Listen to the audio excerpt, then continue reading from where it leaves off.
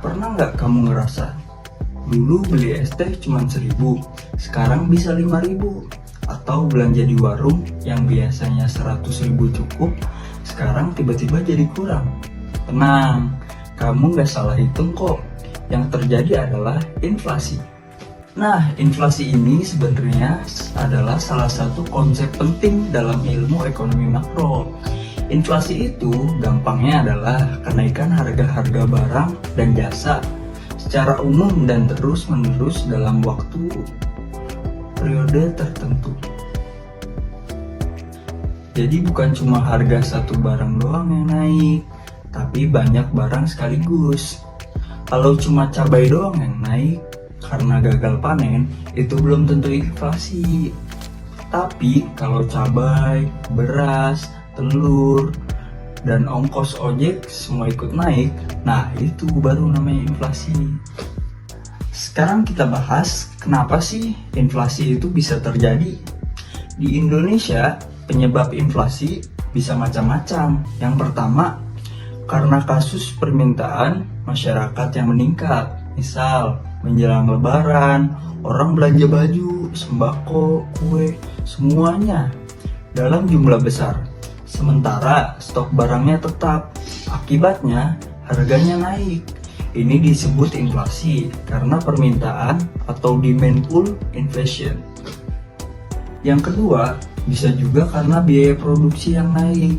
Misal, harga BBM naik, otomatis ongkos angkut barang ikut naik.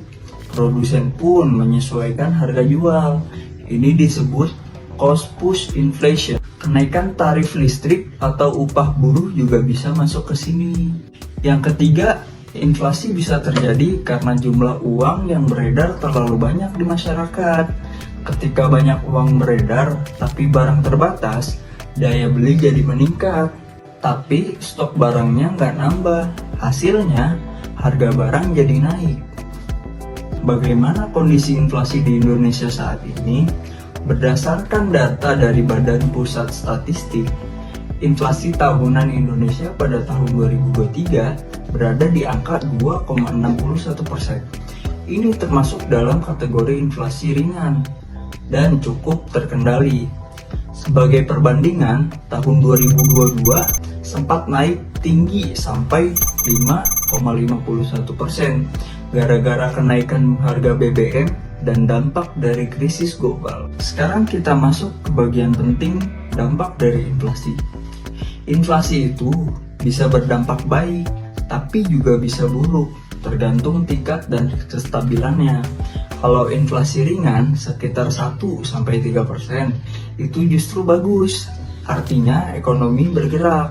Tapi kalau inflasi terlalu tinggi, daya beli masyarakat menurun, hidup jadi mahal, dan orang jadi susah memenuhi kebutuhan pokok.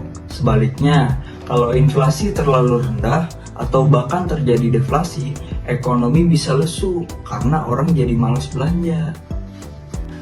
Lalu, siapa sih yang bertugas mengendalikan inflasi itu? Di Indonesia, tugas ini dipegang oleh Bank Indonesia. Mereka bisa mengatur suku bunga, acuan, BI rate, mengatur jumlah uang beredar, dan melakukan intervensi kebijakan moneter lainnya. Misal, kalau inflasi terlalu tinggi, BI bisa menaikkan suku bunga supaya masyarakat lebih tertarik menabung dan konsumsi berkurang. Itu akan menekan laju inflasi. Jadi, inflasi adalah bagian alami dari pertumbuhan ekonomi, tapi harus tetap dijaga dalam batas yang wajar. Kita sebagai masyarakat juga harus melek informasi soal ini. Jangan cuma komplain harga barang naik, tapi juga paham apa penyebabnya dan bagaimana menghadapinya. Karena kalau kita paham, kita bisa ambil keputusan keuangan yang lebih bijak.